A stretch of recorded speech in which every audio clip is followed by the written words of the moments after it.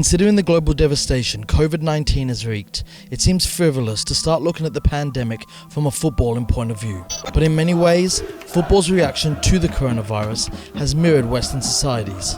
I think there were actually a few coronavirus patients, and I shook hands with everybody, you'll be pleased to know. What started as a joke quickly became very real.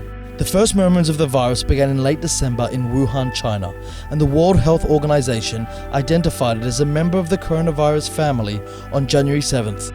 China postponed all domestic leagues on the 30th of January. The day after, on January the 31st, the first cases of COVID-19 were recorded in Italy, UK and Spain, joining Germany, who had recorded infections only a few days before. In the following months, the idea of the coronavirus had taken hold in Europe, but the severity of it hadn't. Brescia fans equated COVID-19 with the travelling Neapolitans.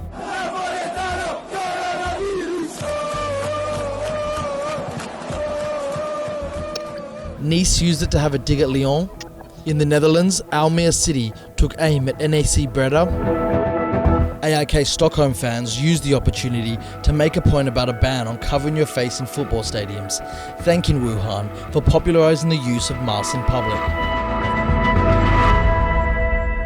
On the 9th, Syria finally closed its doors as the infection in Italy had reached epidemic proportions. 3 weeks prior, on the 18th and 19th of February, Champions League clubs played to full houses, including Atalanta vs Valencia at the San Siro, with 45,000 people making the trip from Bergamo to Milan. This match would later be seen by the Italian press as a major reason for the epicenter of the pandemic falling in Lombardy.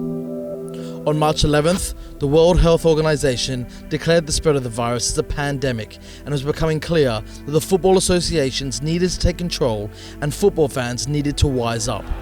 However, that evening, 3,000 Atletico fans travelled to Liverpool from Madrid for a massive Champions League clash, and 25,000 PSG fans gathered outside the stadium to show their love for their club, disregarding any social distancing advice.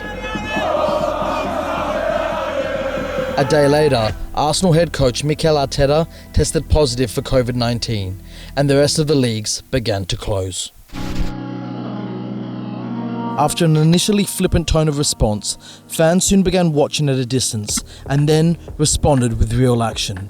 First came the messages. The Bucaneros of Rayo Vallecano made sure to tell the local hospital workers that they were the true heroes. Sturm Graz from Austria included other key workers in their outpouring of praise, and pyro shows began to pop up outside Romanian hospitals. Then came the donations.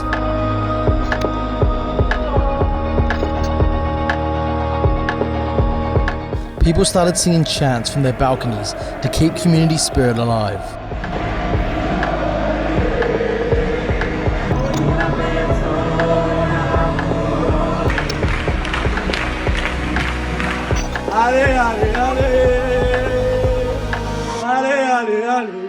And finally, the actions. PSG supporters have since found redemption for what was in many ways a naive decision to gather outside Le Parc des Princes, setting up donation points across the city. In Germany, fans have been helping carry groceries, calling old people and bringing supplies to hospitals, and generally coordinating efforts for anyone that might require assistance. North African ultra groups have taken on a pivotal role of educating the public, disinfecting public spaces, and helping the vulnerable. In Croatia, a 5.4 magnitude earthquake rocked the country's capital.